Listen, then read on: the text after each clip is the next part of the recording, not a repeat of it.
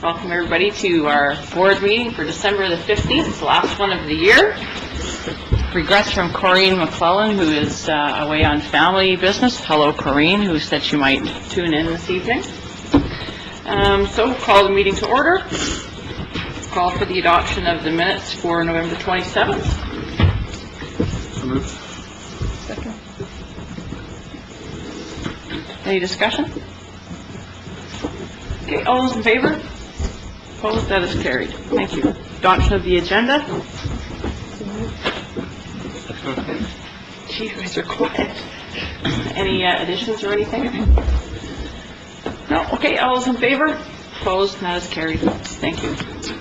And report on in-camera meeting. We did have an in-camera meeting prior to this and discussed property matters. Okay, we'll go down to old business. Policy 6014. Mary Ann?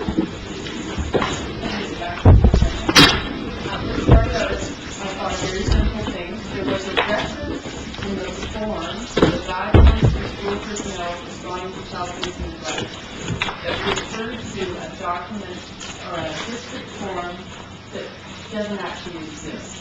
So we consulted with our colleagues at the Ministry of Children and Family Development and found out that in fact we probably shouldn't be doing that anyway in terms of reporting, because the Ministry of Children and Family Development keeps those kinds of references, school districts doesn't. So we removed that line, and in our zeal, we decided that we would update some of the language in the existing policy to reflect board of trustees as opposed to school trustees, etc. And thank you for finding this other error, which I would refer you to item number 3 under the board regulations. There was a mistake, and when I went back and checked backwards, it was in the policy right from the very beginning. So this mistake is in our board policy since 2001. And what it is an error in where a comma was placed and a couple of words were left out. So what it reads now is the correct meaning. So I'll just read it. So it's around parent contact. So in the course of an investigation that is solely conducted by the school district, of an employee, a contract service provider, or a volunteer, parents shall be informed or consulted prior to an interview of the student.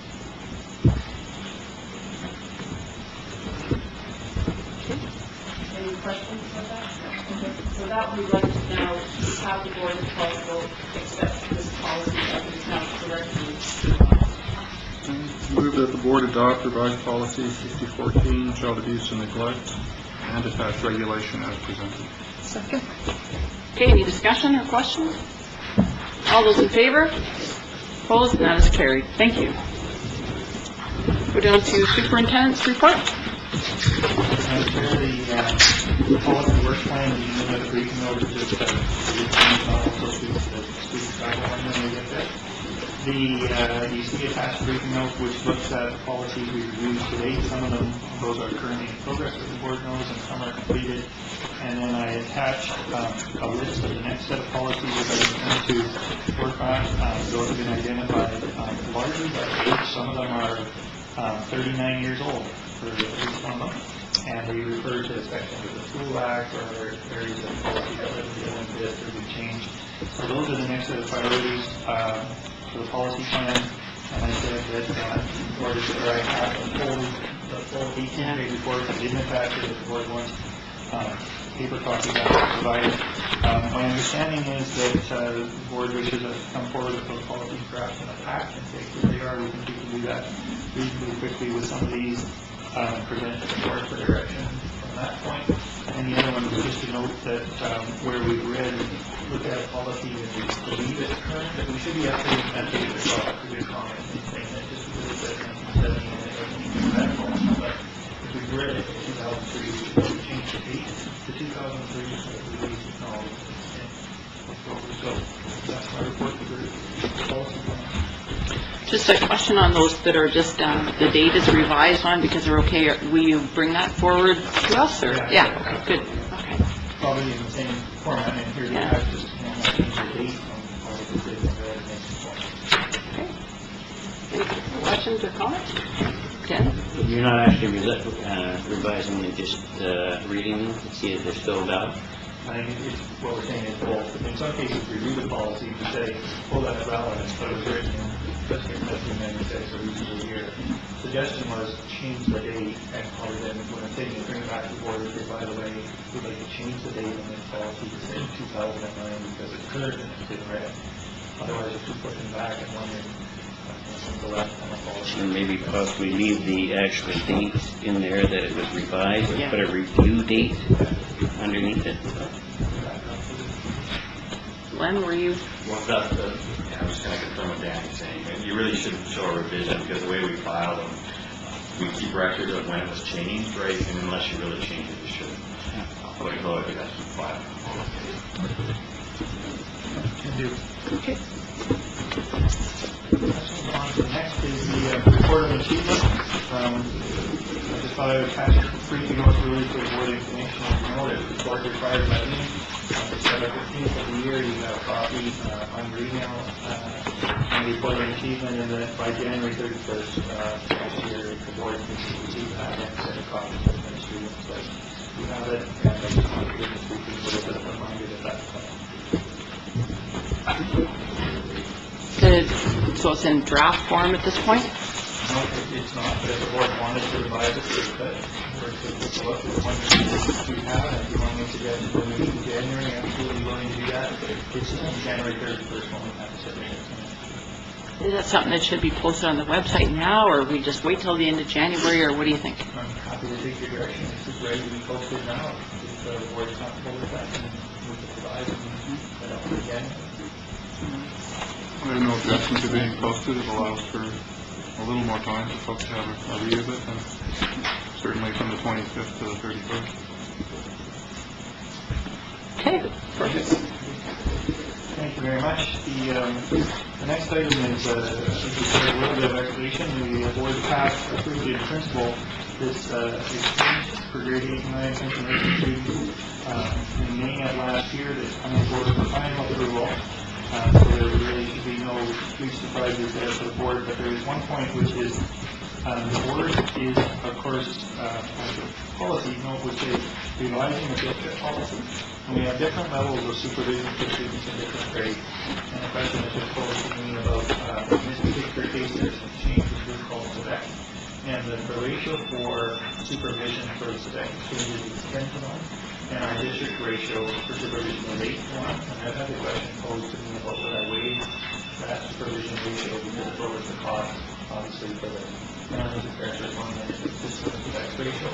So I'd like, and in our policy it says that the superintendent can, in extenuating circumstances, change the supervision ratio. I would intend to do that if the board approves this. But I think that this is a well-known exchange, this is a well-recognized group. Their students are coming back to us in April, and I would change the supervision ratio in the one of the district to proceed if it was approved in principle. Or not principle, sorry. Fran? I have concerns, twofold. One, when we approved it in principle, I went back and looked at the initial documents that we looked at last May. At that time, there were 5 adult supervisors that were listed and that we approved in principle. And now to take that to 3 is a concern. Also related to the fact that we're talking about grade 8 and 9 students as opposed to grade 11 and 12 students. And because this trip is being planned for at least since last May when it was approved in principle, if not before, I don't see the urgency and necessity to waive policy in this circumstance. I think this is different than a situation where we have chaperones established and something comes up with one of them that is before. And to me, those are examples of circumstances. This is certainly years of plan that we approved it on a completely different basis, so I wouldn't be comfortable. Anyone else? Yes, I have a quick question. Under the policy review, is there going to be a recommendation to change those supervision laws? The proposal is that they're all changed.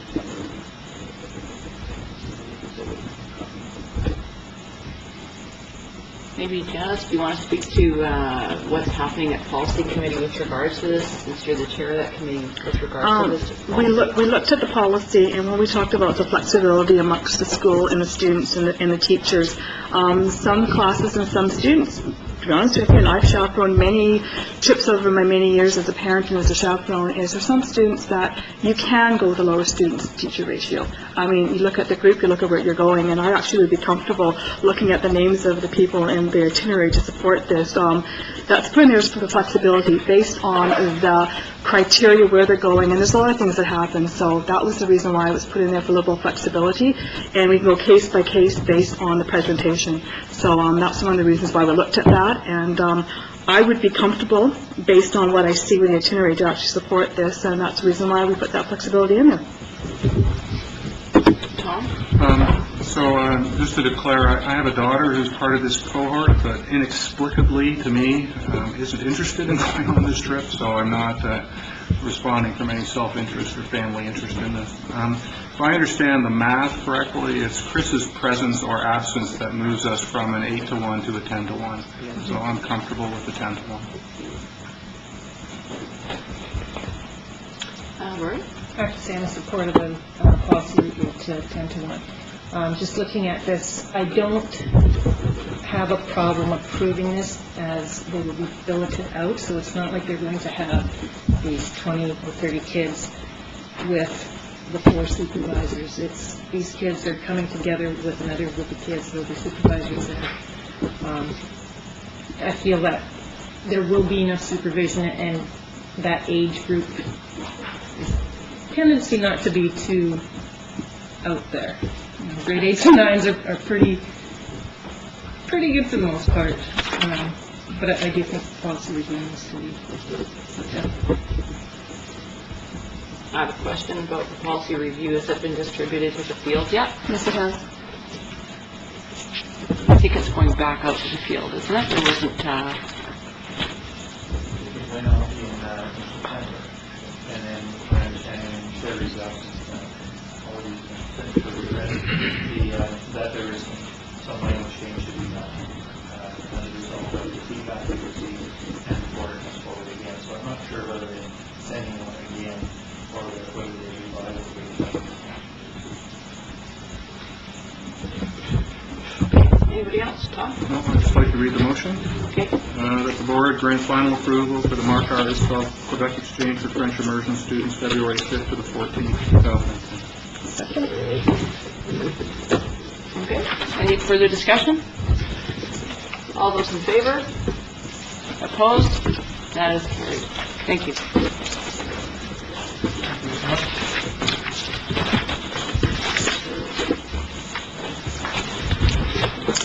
Glenn? So on page 16, there's a revision, not a revision, it's actually a new managed regulation being proposed there. It is one that came about as a request to update our policy manual for a little bit more information about the requests themselves and the procedures we follow. So I did borrow these heavily from a couple of other districts that have done this work before, and also included a few things that had been mentioned in some previous meetings by board members. So I've put that together. It's here just for your review. If you want to consider this as circulation to yourself, and it doesn't need to be circulated to others, I could just go ahead and make that a regulation and add it in, or if you'd like to revise it, happy to do that. Any discussion on this?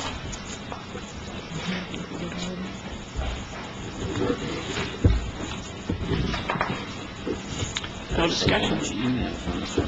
So circulation to ourselves, and what do you mean by that? Well, in our policy, making policy, the policy on policy, that's what I meant in the regulation comes. It needs to be circulated to the board, or if there's a reason to circulate it, another group is in there as well. I can't imagine any other group would be all that interested in freedom of information request. It might be. Well, there's people out there that are interested in it, all right. So, I'd like to say a few things about it then, if nobody else does. So we have an obligation to provide information to the public when they make their requests under FOI. And it's important for us to do that correctly for a couple of reasons. One is to provide timely information to the public. And two is to make sure that we have a process in place such that staff's time is not sort of duly taken up by trying to sort these things out and figure out what should be put out there.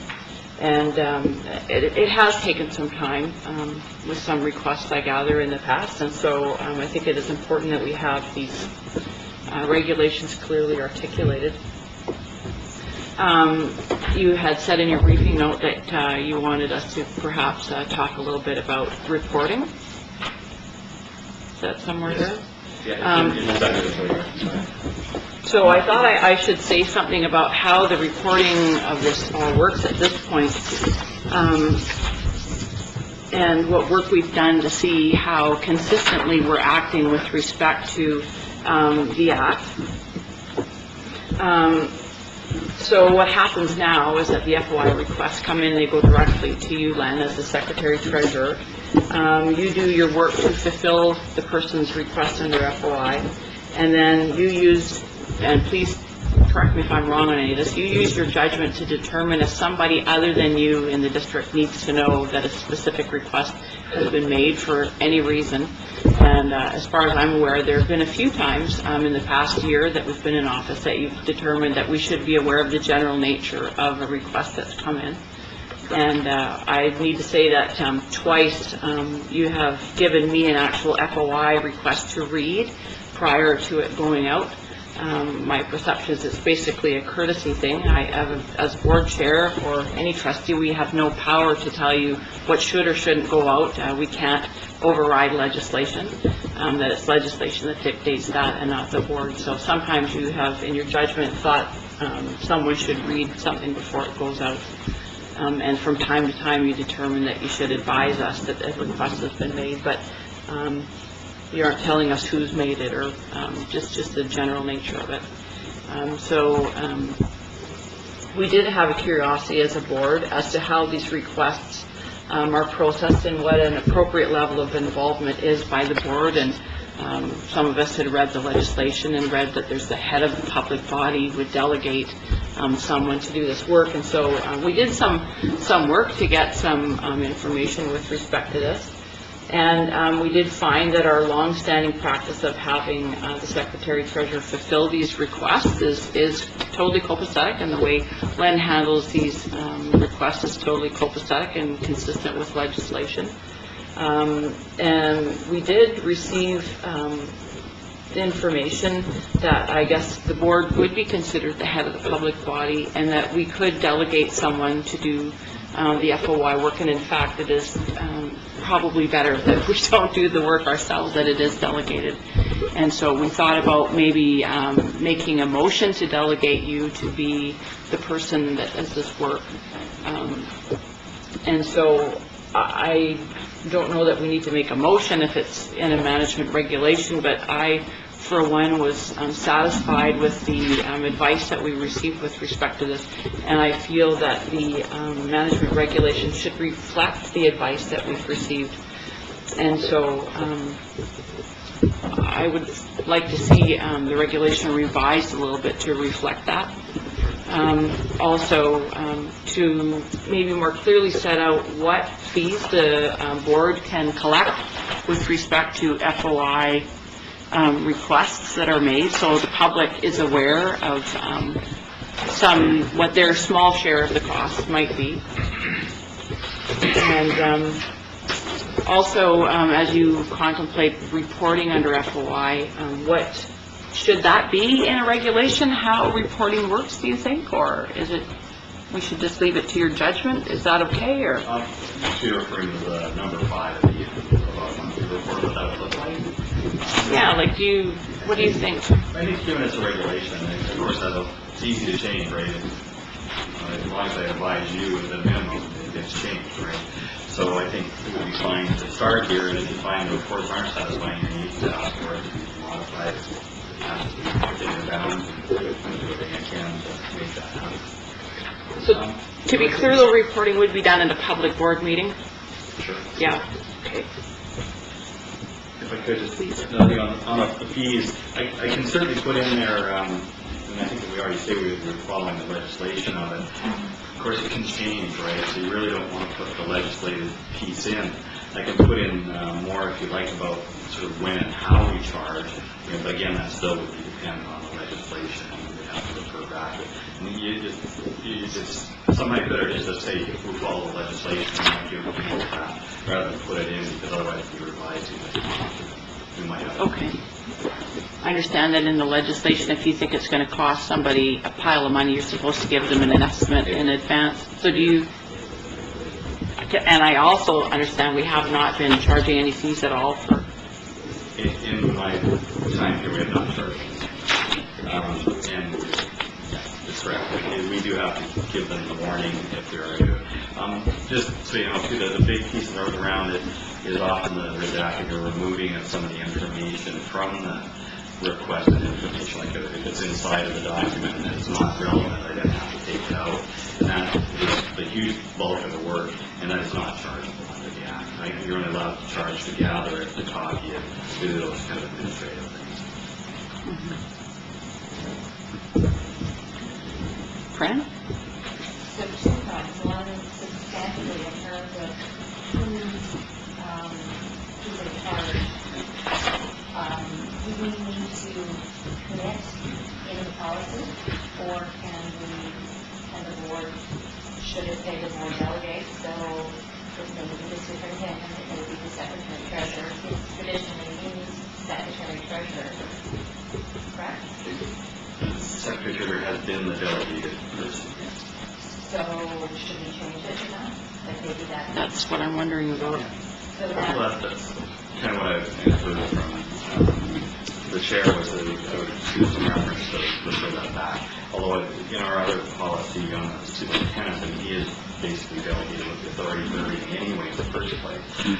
So in some ways it's almost redundant to put it here. But if you like, I can, this is a procedure, right? I can just state it right off the bat, the secretary treasurer, if they want to just take it on, or, never want to change it.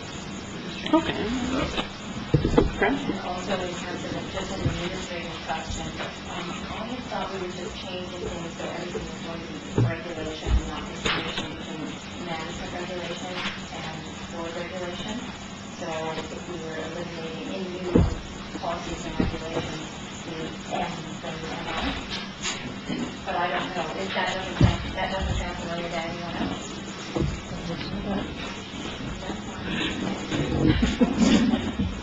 Not aware of that.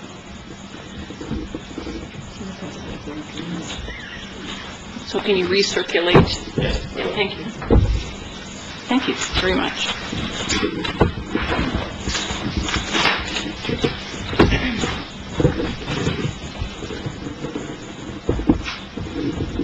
Human resources? No, what page is that? There is no more. Okay. Management reports? No finance committee report. Are you going to move the management reports? We'll proceed with management reports. Did you say motion to receive? Yes. Oh, second. Sorry. Okay, all those in favor? Opposed? That is carried. Thank you. No finance committee? So policy? Committee, if I Yeah, may. you, I was there. So on page 18 and 19, our agenda pack covered there, the minutes, the summary notes from the meeting are noted on page 18. I would just draw your attention to one little thing I wanted to clarify. It's under the daycare and latchkey program, which I'm going to talk about in a minute, but it's the bullet that speaks to profit versus nonprofit. Versus is an unfortunate choice of abbreviation, because it's not one or the other. It's really just do they exist both, or only one exists. So which leads me to the request that came from the Policy Advisory Committee for me to at least get some indication from the board. And again, to be really clear, this does not lock the board into any particular position, because the the final policy, once it's been updated, would need to come through the regular process and be reviewed and discussed here at the board table. But what came up as part of the discussion around updating the daycare and latchkey policy was the board's leaning or views on daycare programs being profit or non-profit or both within our district. The language that needs to be built around the policy should be explicit one way or the other. So I wanted to at least broach it at this meeting just to get an indication of what the general feeling is of board members. So that's the first part. Should the response to the first part be the general leaning is the board should only entertain nonprofit proposals for daycare, then the question then would become what would be the board's view of the current for-profit daycare providers that exist within our school. So I don't introduce two to influence the decision with one. I just introduce it as depending on where one goes. I probably want the conversation to include the second part as well. So just to ask if there are any general comments and views that fellow trustees would have. Anyone? Is it correct to say that most of them are for profit right now? Majority of them. The majority of them are. And what would happen if they would they be leasing agreements or licensing agreements, or? There's a bit of a mix, but these are really licenses. The only one, there would be some complications, because one of them in particular, two of them in particular, the buildings are actually owned by the provider. They're renting space on our property. It wouldn't be real. Now, one of those would be down south in Royston, and it has not. They don't know that yet. Does he have plans to? That might be outside the bounds of the, that might be outside the bounds of this Okay. meeting, I think, Okay. actually, yeah. Okay. Did you have another question? No. That's good. The only concern that I would have is many of these before and after school daycare programs, whether they're profit or non-profit, are the only places or safe places for many of our students to attend.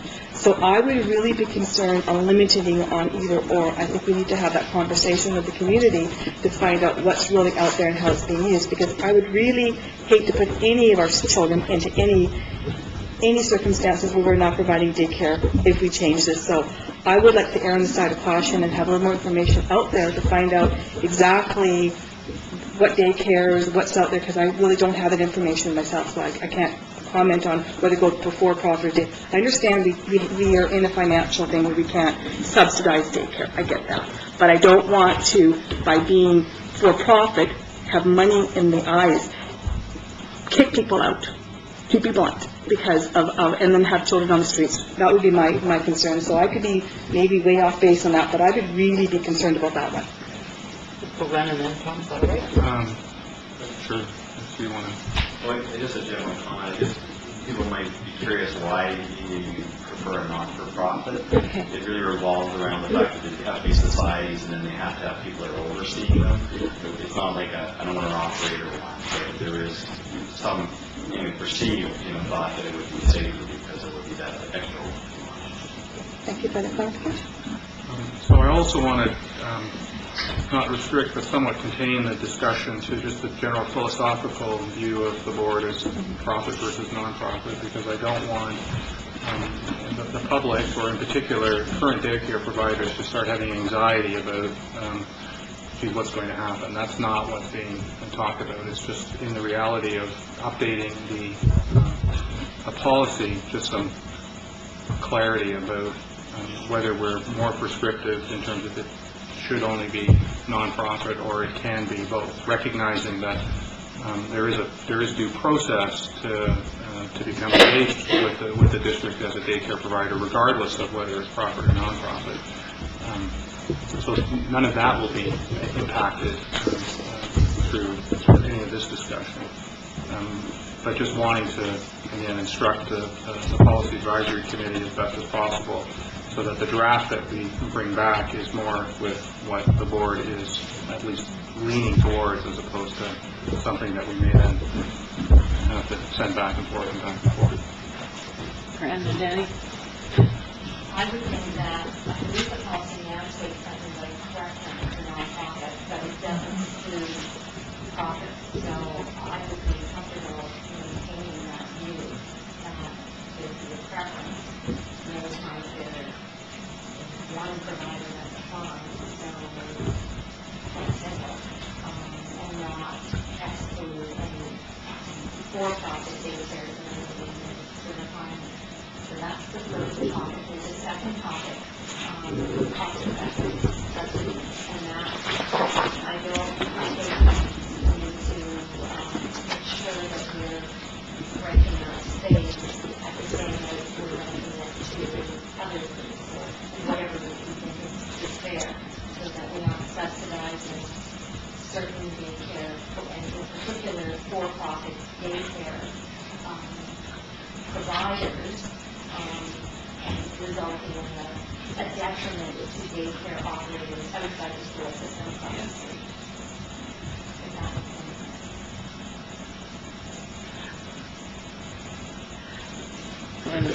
It's almost a bit contradictory because they get a huge advantage by being inside the school, and unless you charge them enough to sort of equal it out, they are going to have a distinct advantage. So, and that sort of speaks to the second part about what you charge, right? And I'd say that there's a fine line of trying to find where that would be fair at all. You quickly make the for-profit, non-profit societies. Tom, your question, I don't have a problem with both of them being in there. They provide a valuable service to the district and to the parents around, and if you force all of them to become non-profit societies, you're probably going to lose several of them. Ditto? Okay, thank you. Good enough. Yep, great, thank you. Thank you. Okay. You need to move the receipt of those reports? Report? I think we're there, aren't we? The education committee, I got a quick one that just basically we, at the education committee on December the 8th, there was 3 presentations done for us. An at-risk youth intervention program, alternatives to suspension, discussion, presentation from the CDTA on the FSA, and the NICE people gave us a nice long presentation on what they do and how they do it. That was the educational committee for that evening. So, and now we'll see the reports. Second. All in favor? Opposed? That is carried. Okay, on to board appointees to other bodies. Janice, since you're a provincial councillor, do you want to say anything with respect to Trustee Academy at all, or? The Trustee Academy that was held in Vancouver was actually quite a good academy. There was many presentations and speakers talking about what's happening in the district. And I guess the common goal is the uncertainty over provincial funding and the pulling of grants. And I believe they just recently pulled another grant from that Literacy grant. Am I correct? Is another grant that they just pulled? Yeah. Correct. Okay, that just happened the last few days or something.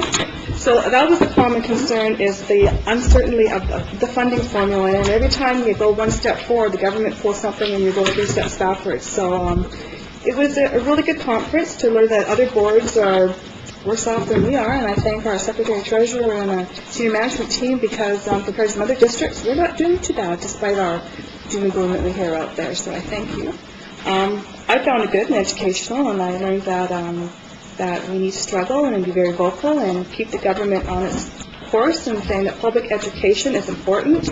Public education is something that we value and we respect in our province, and it's something that hopefully the public will also understand, that public education is we're in serious trouble here with the financial funding the government is doing on us. So that's the one thing I walked about away, and met some wonderful trustees from all over the province, and it was a really good weekend, and I enjoyed the workshop. Anyone else?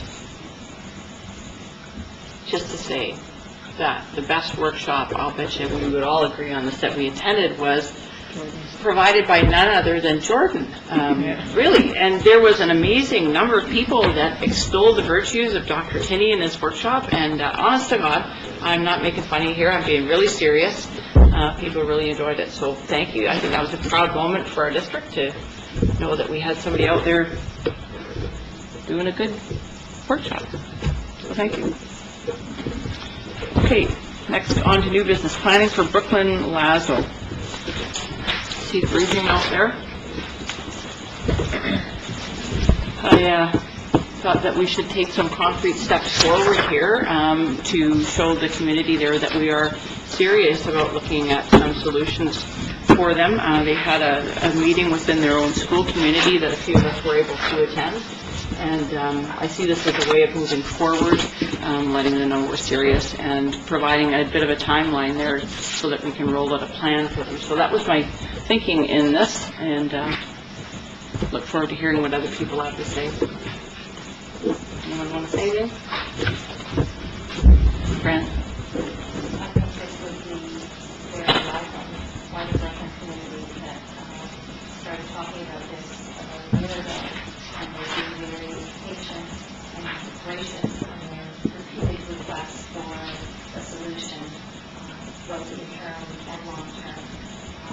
So I think at least taking a concrete step to get a process going to meet with them would be welcome. Anyone else? You want to, Cory? I kind of have issues with it. I guess what Tom said at the last board meeting, putting the cart before the horse.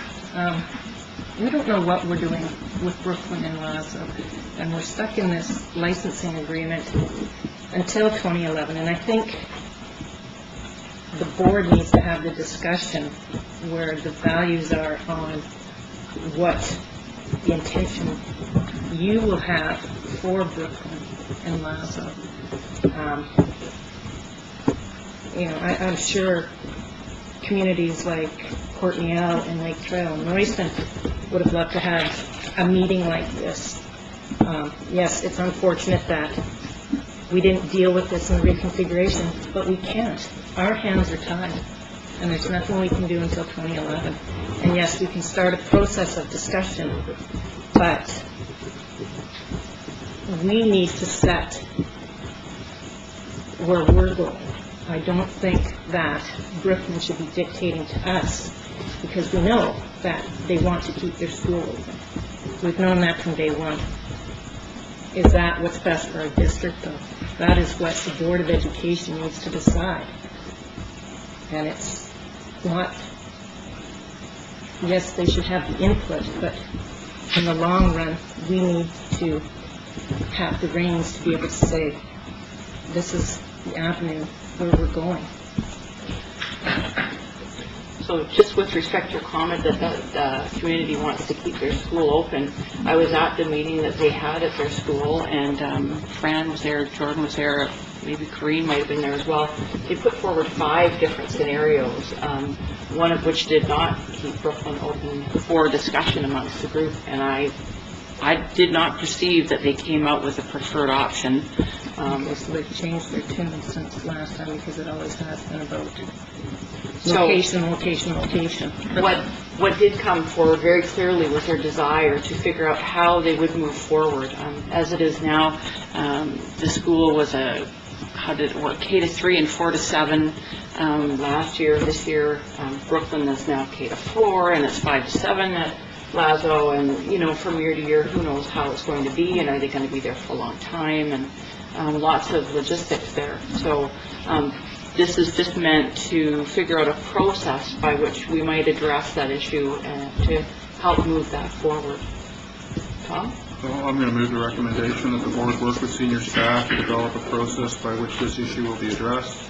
and that this process be announced no later than the public board meeting in February 2010. Seconder? Fran? Any discussion? Jen? I guess I'm in a quandary. I understand why we would like that process, but I also understand that as a board, we need to have a direction what we want to do before we have that conversation. And I'm missing something here, and I don't see that. So while I understand the need of the community to have some sort of direction, we, the board ourselves, have to have a direction what we want to do with the Brooklyn Laos community ourselves. And until we have a goalpost at the end of the line here, to have that conversation, I think, is premature. So at this time, I can't support the motion based on not knowing ourselves what we're going to do with that community. Any further discussion? Fran? Just to clarify that, and to remind people that this is a different situation than other elementary or secondary schools for that matter. This is a situation where a previous reconfiguration and a licensing agreement resulted in a school that couldn't fit within, seriously couldn't fit within its walls. It resulted in the splitting of the school that there was no discussion about whatsoever.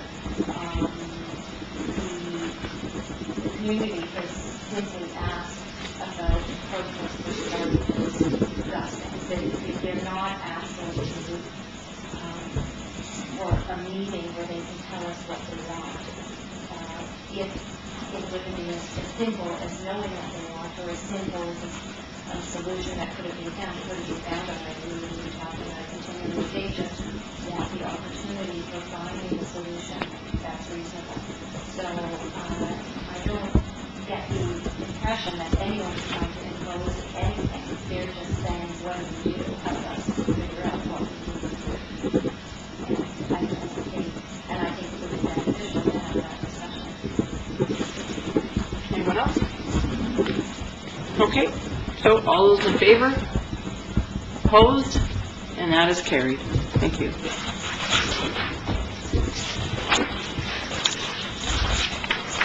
On to correspondence.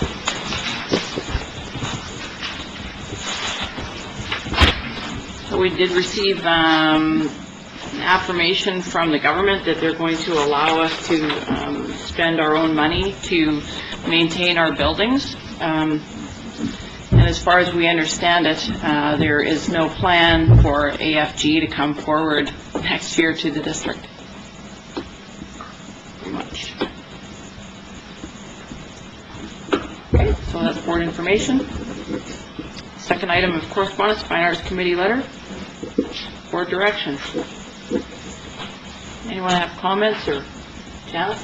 I like to support this motion. Fine Arts has a very valuable... Janice, would you like to make a motion? Sorry, I'm a little bit ahead. It's been a long day at the post office today. Sorry about that. I make a motion that the board support adding a what am I going to say? It's shoveling like snow at 6 o'clock this morning also didn't help either. I make a motion that the board supports appointing a member of the Fine Arts Advisory Committee on the ad hoc committee of secondary planning. Can you get that, Deb? Thank you. Okay. No, it's off. I've had children in Vanier for a number of years, and the fine arts encompasses a large part of the culture and a lot of the programming at secondary schools. And I think this is a very valuable member of that community, because fine arts, it's not just music, it's numerous media outlets at the secondary schools, and a lot of our students do fine arts for various reasons, and I think that needs to be part of that committee. Anyone else? Fran?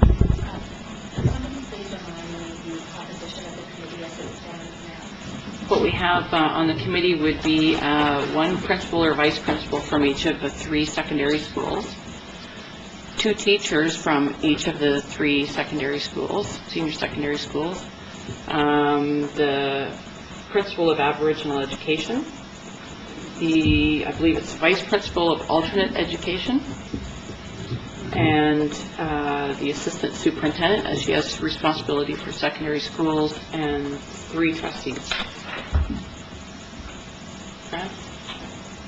So my concern, which is a concern, general concern with many committees, is making a committee so large it would become unwieldy.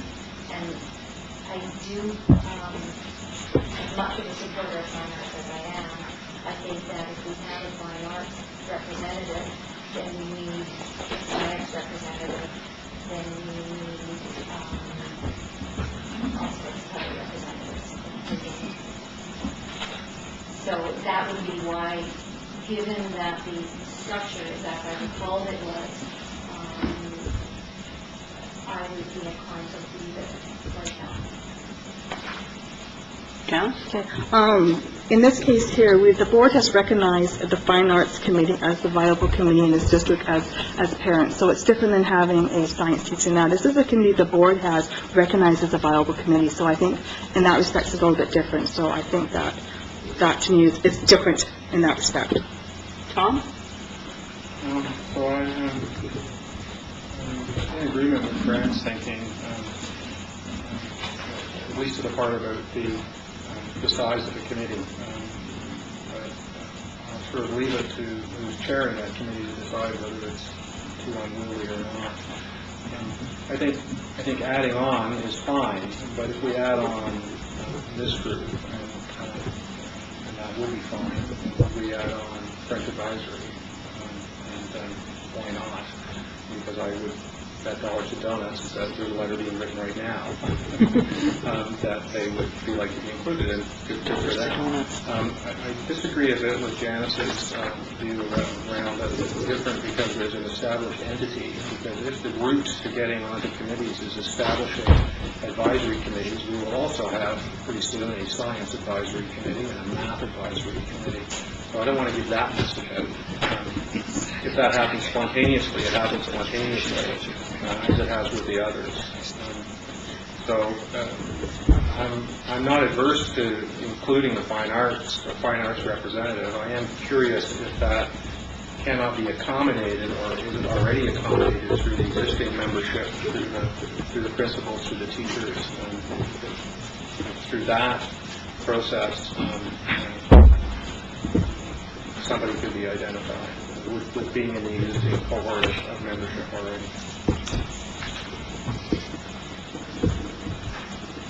Anyone else? Well, I too, I am in favor of fine arts being involved with this process, but I think that at this stage it's too early for them and our other groups in the district to be involved. I think that there's a lot of initial work that needs to be done right up front to understand timetabling and course choices kids are making and so forth. And we have secondary principals and teachers on this committee who hopefully will be able to bring that information to their school and liaise with them and bring that information back to the committee for that sort of initial round of discussion. And then I would think that it would morph out into the community. And obviously we would like to know what fine arts folks think about how would band work in our district, or how does drama work, that sort of thing. But I think this is too soon, and so I would not support them at this time being on this committee, or all of the other groups that I'm sure would be interested. But later on, I think we need to take a look at the process and add them in later. So that's my 2 cents worth. So did you want to close, Janice? Yep, so that's okay. Okay, so David, could you please read back the motion?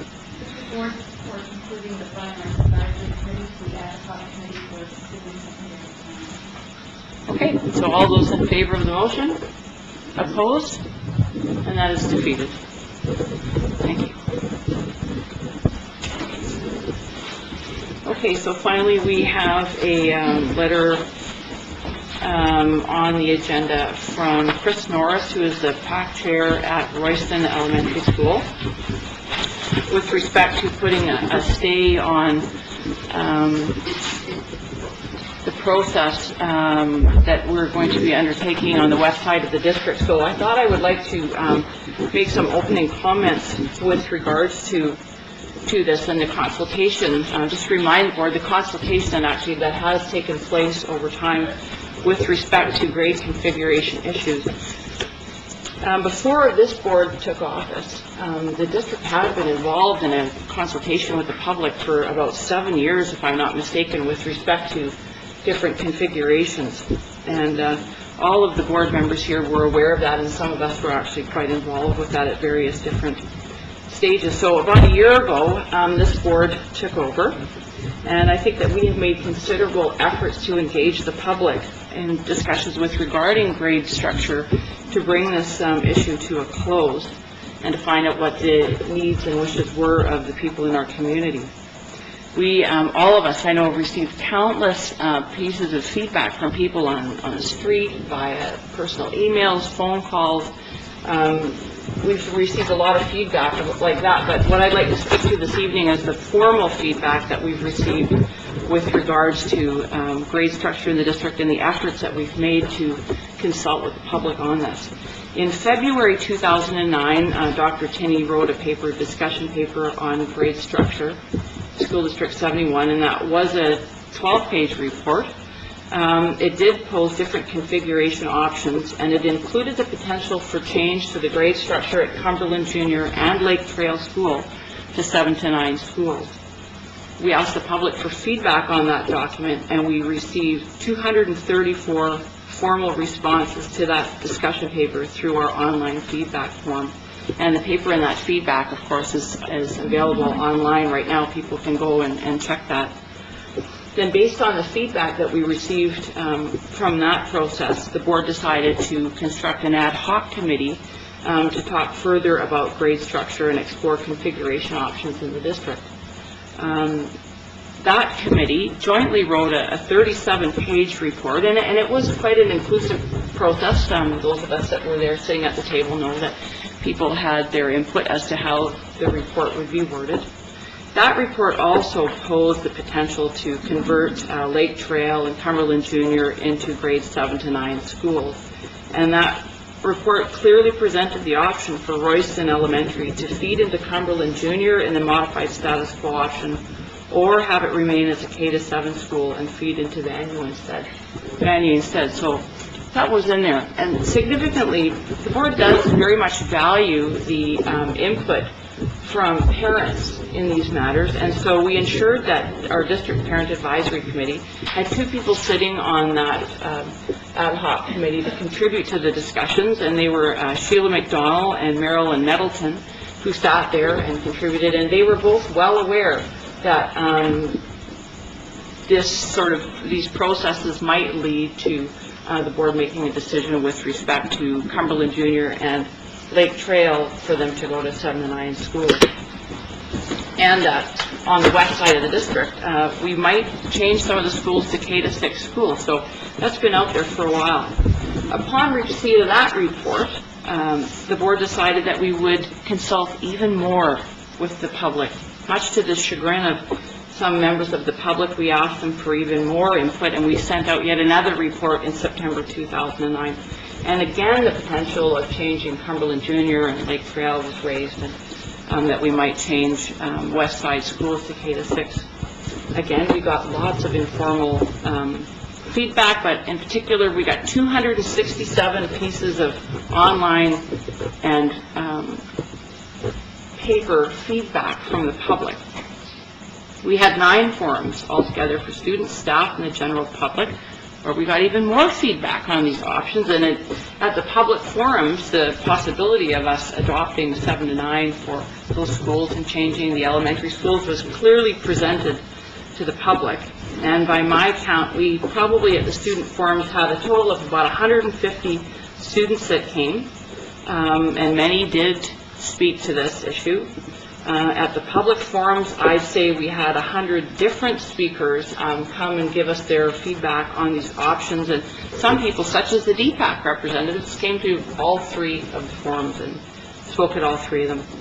And staff, I would guess we had over 60 staff members altogether give us feedback. So at the Vanier forum, actually, I checked my notes and saw that there were a couple of Royston parents, including the PAC chair, present at the Vanier forum. And the board heard and considered their perspectives as they presented their perspectives on keeping Royston L as a K-7 school or moving to a different grade structure for that school. So I believe that we have had consultation through 3 different reports, 3 different processes with the public. We've had over 500 written responses, heard in person from over 200 people. And I'm really glad that that process has come to a conclusion. I think the board is as well. We're very glad that this body of work is completed so we can get going on talking about programs in our schools, and we were talking about that earlier. And this committee that we're striking will do just that with regards to secondary schools. And Jordan has another process he'll be undertaking with the district to review K-12 programming. So we're moving ahead. So as for this Royston letter, I did communicate with the PAC chair, said that under policy 1002 that they do have the right to request that the board reconsider our decision, and advised her to check with policy 102 with regards to that. The public is able to do these things, but I thought that I would like to present this evening what I believe we have done to consult with the public and to make them aware of the changes we were contemplating. I'd like to hear what other people have to say. Start with Lori. I'd like to make a motion to request reconsideration under policy 1002, section 1. Second. Okay, so that would be, I'm going to have to rule it out of order. Board members under board procedural bylaw can request that something be reconsidered under the provisions in our board procedural bylaws. You need to give notice of motion that you're about to do that and provide the board with the necessary paperwork in order to do that. Okay, can I pass this on to the PAC chair then? The PAC chair cannot request reconsideration in the same way that board members do. The PAC chair may make requests through policy 1002.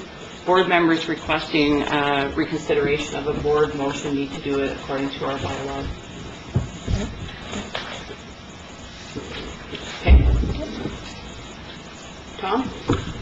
So I just want to comment on the letter. I appreciate the time that it took to pull it together. It's well written, it's very respectful, and I want to acknowledge that. How I read it is there's kind of 2 asks in it. One is the sort of reconsider or stay the decision, and that's not a place where I'm at now. But the second is an invitation to participate in a conversation. And I think, just speaking as an individual board member, should Royston PAC send me an email and say, hey, we're having a conversation on such and such a night, and I can make it, I'd be happy to be there. First Tuesday of January, 6:30, I believe. Is that the 5th? I believe that Lori and Janice and Jordan have gone to their PAC meeting this month to give them more information and to talk to them about that. And I know that Corrine and I and Jordan are planning to go on Tuesday, and any other trustees that would like to come are more than welcome. I think that they would appreciate as many board members come to hear about their concerns as we move forward. 6:30, library. Okay. Any other comments? Janet? I'm actually not comfortable acknowledging, receiving, and filed this letter. I think it needs a response, and I think we need to acknowledge it needs a response. The decision to move the grade 7s out of there has, not just at Royston and other schools, it has an impact on the school that's left at K-6. And this is, what you're taking is you're taking a school of a number of students, reducing it, has an impact on learning assistance, the library. There's a number of issues that has a result of that. And I think that we need to acknowledge that somehow. So I'm not comfortable acknowledging, receiving, and filing this letter. I think it needs a response. I think that we need to maybe say, yes, we have that, and we will meet with you, just out of respect. I think they need that. Maybe just before we go there, maybe, Jordan, do you want to talk about any work the district staff might be doing to address declining enrollment in a school or taking a grade out? What? I think that we're talking about with all the schools is as a change in configuration, what resources they're going to proceed offer a full grade program of 10, whatever the structure they have, whether that's for K-6 or K-9 or K-7. We work primarily through the management team, all the principal and vice principals. One of the things we're doing, also wrapping it with anticipated budget decisions that the board has to make in the spring. We're taking a evaluating exercise with all members of the management team, and that's how we start that process. So I think that, like, much information exists already. I know the principals on the west side gave all, sent Jordan information, and with the board, we each received a 17 or 18-page report detailing what concerns they would have with regards to changes on the west side. So I think that we did receive that prior to the end of November there, so. Lori? Have you put into this, the Beachcombers Community School that has opened up down in Fanny Bay, that has K-6 registration happening right now? Has that been put into the big picture of this? You've got Royston that will lose to grade 6s and 7s next year. With the potential, we got how many kids last year? I think 20 kids back from Bowser, and close to it, right? Having this school open up in Fanny Bay for September 2010, what will the ramifications of that school opening up on the south side do to Royston? Because many of those kids from Fanny Bay chose to go to Bowser when, or Union Way, sorry, a couple years ago. They've just come back this past year because of busing issues with Bowser. Just getting them, how many are we going to lose? And this could be a huge impact, losing both grade 6 and 7s in that school, and as well as having this new Beachcomber school open up. And this is new information that was not available to us when we made this decision last November. And this is something that should be considered. Unfortunately, it can't because of my mistake. This could have a huge negative impact on that school, and it comes down to, with the senior secondaries, we're looking at securing programming for them. What are we going to do for a community that we rip their kids out to support a school that is in dire needs? We've got 2 schools in one community, but we're taking a thriving community, ripping kids out of there to put them in another school to boost those numbers. But now we've caused them to have problems with their numbers. It's becoming a vicious circle, and where is it going to end? And what can you guarantee the Royston community when it comes down to this? Because they could potentially lose 75 kids out of this. Do you think it's that many? With grade 6s and 7s moving up, as well as Kindergarten's coming in now. Just wanted to have you back to that, and just explain what we had. The other part was talk the board previously about getting into a community council, visioning piece around K-12. Certainly that includes what does a K-6 school look like, what do the offerings look like, whether that be a school of 200 students or 300 students or 400 students or goes back. Now that this board has gone closure to, That's okay. Basically, we've been in this process of change for years, and now that this board has ended that process, largely, and our request is to think about that again. The time is to move forward around what do our schools now look like, K-12, regardless of their configuration of their programs. Are we going to offer, what impact do we have with changing demographics, things like learning assistance, counseling, split grade, full-day kindergarten. So that whole conversation is we have factored in the new school proposal. I guess it's sort of unfortunate, but I would think that staff is familiar with decreasing size of elementary schools because of declining enrollment over the years, and they're not the only schools that are losing students. Even Valley View, I believe, is declining, and they're all declining. That's but not to do with a configuration change, just because there's fewer students going there. Similar, I think, up in Miracle Beach as well.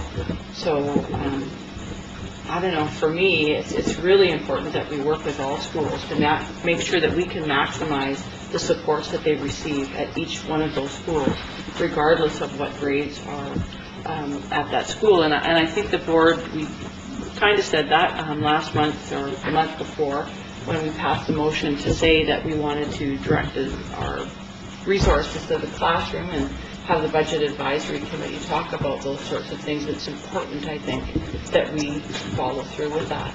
And we're going to be doing some work with senior staff, I think, in January to talk more about that and try our best to keep the budget cuts away from classrooms. Janice? Okay. There's a difference between decreasing classroom sizes through attrition and board decisions. And I guess what the issue is, not just at Royston, I would say at all schools, is with declining enrollment, whether it's through attrition or through the board decision, the impact at the school, whether it's at what kind of services support is going to happen in the school. I guess what it is what's going to do that. And maybe that conversation has not happened. This is the reason why we have the letter. My thinking is because of the unknown and the uncertainty. So I guess the concern would be is, at what point could we reassure the community that come next year, we know you're losing so many students, but your library resources or your music classes, what's going to happen? I think we need to have that conversation sooner so we can let the community know that, yes, we value resources in the classes, and yes, we want to support that grade 4 student who needs the special reading time, and how are we going to support that based on the declining enrollment numbers and the fact that we're looking at taking $2.5 million out of the budget next year. So those are really important questions and concerns that we're hearing, and I think that's one of the issues, not just from Royston, but I think for a lot of the schools. So I think that's something that receiving an audit file to me is sort of that domino effect, is we're not acknowledging the concern that's out there, and how best do we do that. So that would be my issue in moving forward and letting parents and the community know what are we going to do to support those concerns of supporting students in the classroom the best way we can. When I went and Mr. Royston had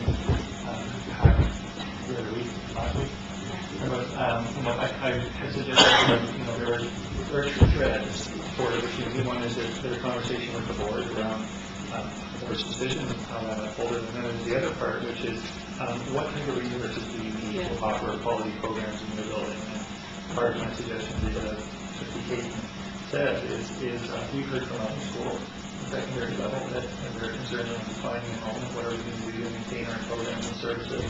And as the board goes to make their decisions around potential cuts, it's really helpful to hear right from the school community. This is the real impact on us.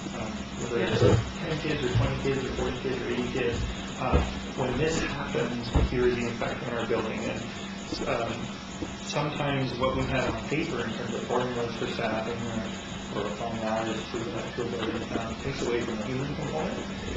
And so it's fine on paper for us to the senior management say, gee, that's what this says about the staffing level in the school, or the level of amount of money they have. But when the school community can articulate, well, in reality, this is how it impacts us and the people in the building, I think that's really helpful for the board. And that's, personally, that's where I hope the conversation goes on there. I'm sure it will go in both places, but I'm most interested from the senior staff perspective around, as we help the board prepare to make their decisions around the budget, what does that really look like in an elementary school that might be as small as 170, and in the secondary school that might be dual track with a very small cohort of grade over 9, for example, that you have all those different complexities in the district and where you know that. But I think that's a really important conversation to have with each school. Nothing beats hearing straight from people. Anybody else?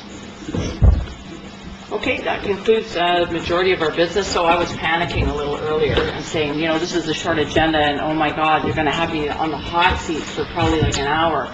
So what do we do about question and answer period? What is reasonable? So I think the board figured that a 15-minute question and answer period might be reasonable to conclude our business with this evening, and if people can hold their questions to one each, even if you have a whole group of you, one each gives you a number of questions, so we're good with that too. And so, anyone have any questions? We do. Thank you for coming.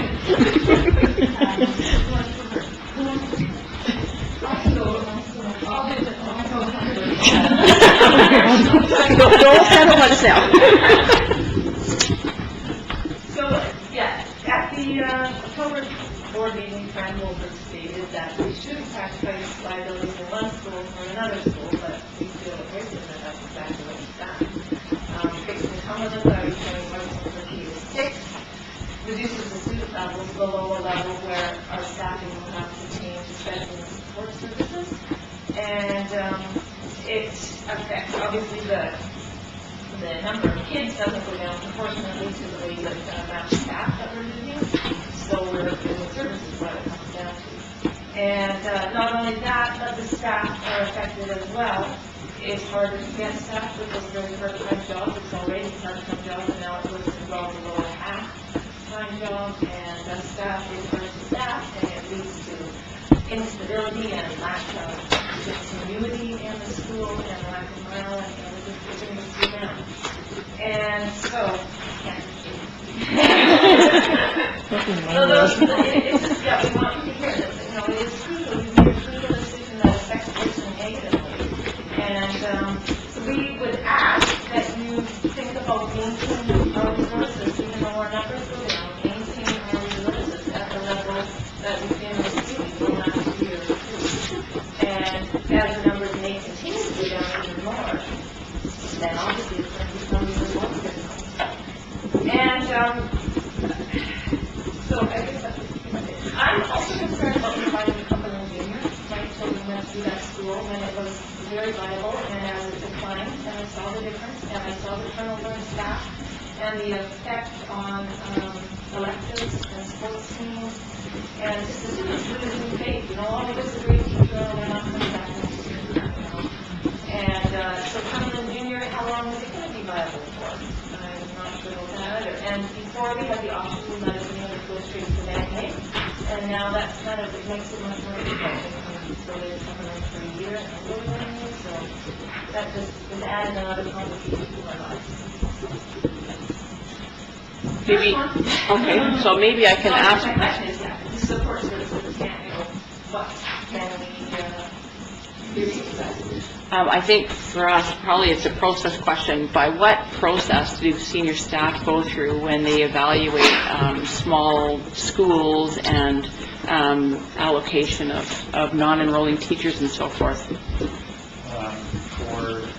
For teaching staff, we basically look at the structure of the school and require the number of divisions. And we look at the economic part of the first to 18th enrollment. And then we have a counseling allotment, or counseling in the elementary level, and we have the student services, the special needs, the temporary resource teachers, the old time, learning support teachers, and Like for the LADs, blended model, the way to try to staff the levels high in the small schools, like providing those services. we also have administrative time as well. So what we have about 5 or 6 categories of staffing we apply for the school, but it really starts with the number of positions required in the school and then the needs of the student population in the school. So it isn't as straightforward as formula for teaching staff overall. For support staff, we have guidelines around how many hours are required in the school based on that population, and that's the overall template for support staff as well. So those are the 2 general templates. In addition to that, the board does not allocate staffing, teaching staffing equitably, equally.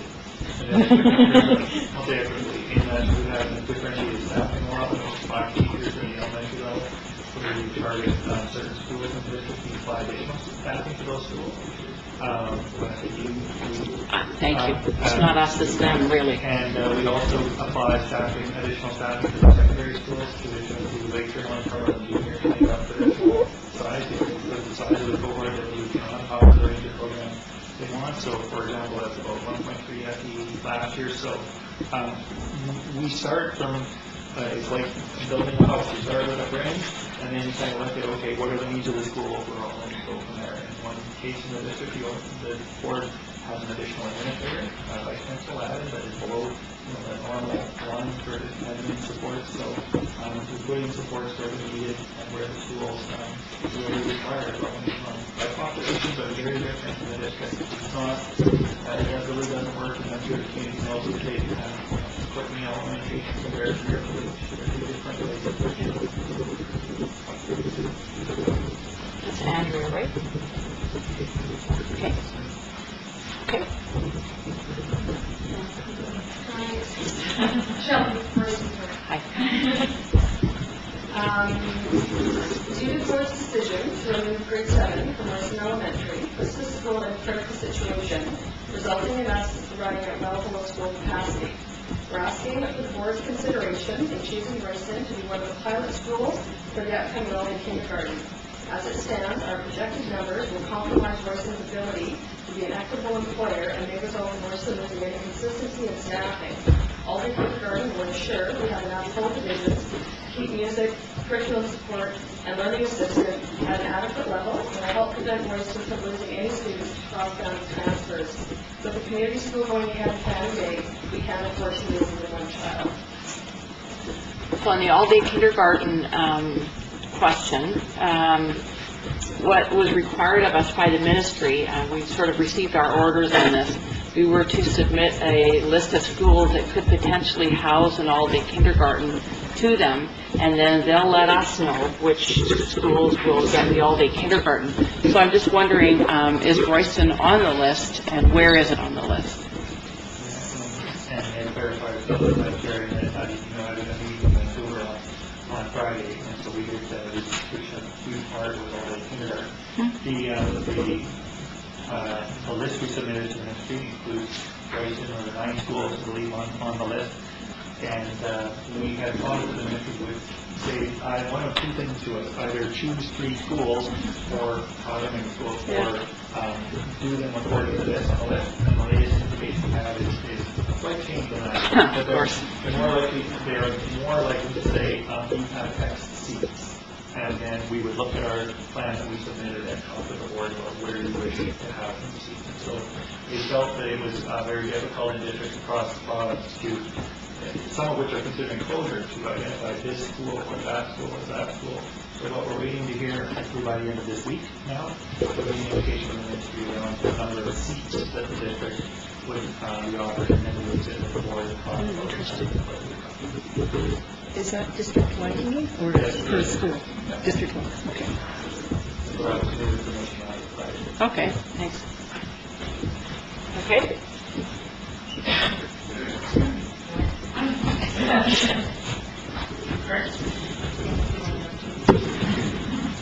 I personally would like some clarification on some comments made by board members coming to the other meeting, if I could.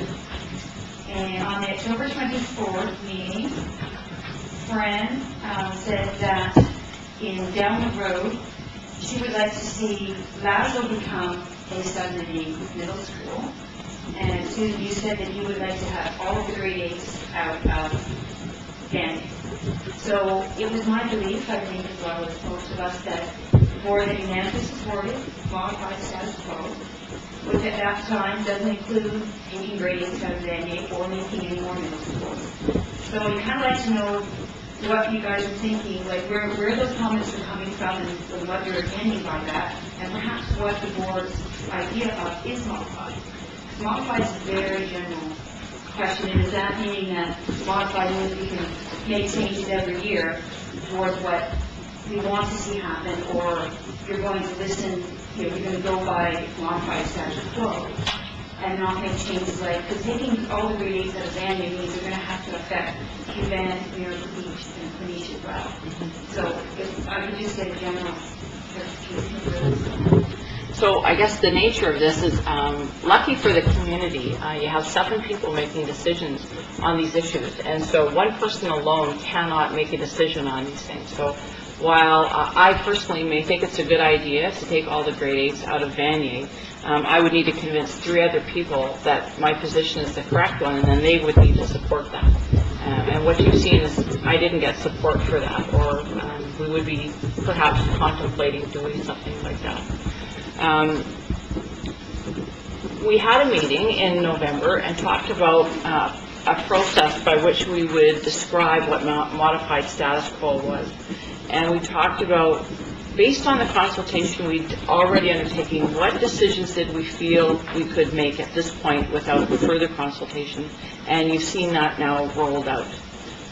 That's about as far as we think we can go without talking to the public further about any other changes that we might think about.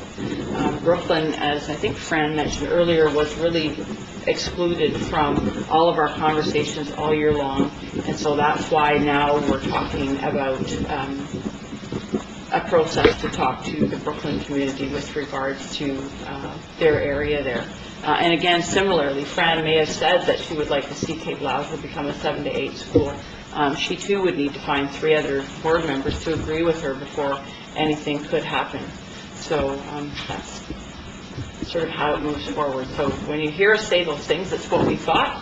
Some of it didn't happen, a lot of it didn't happen, and we are where we're at now based on the consultation we've undertaken so far. Does that answer your question, Chris?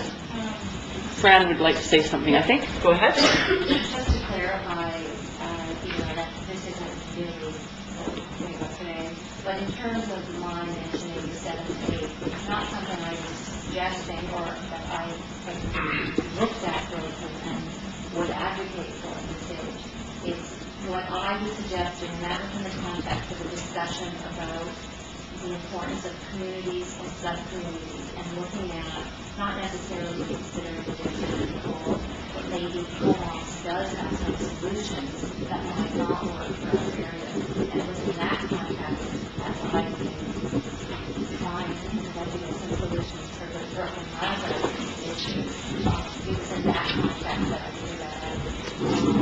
I'm interested in that because I've had many questions about that within, but I'm not advocating the change, and that's not a fresh idea, and I thought it really heard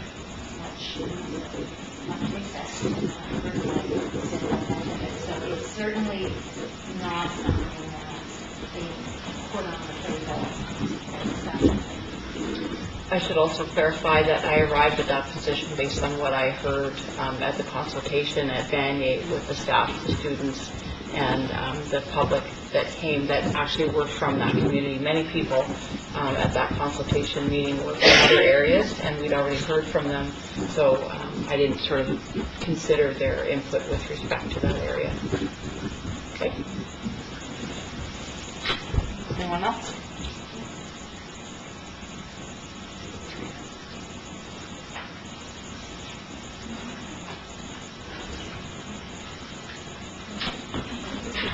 Does anyone else, not from the Royston community, want to ask a question? Shelley? No? Tony?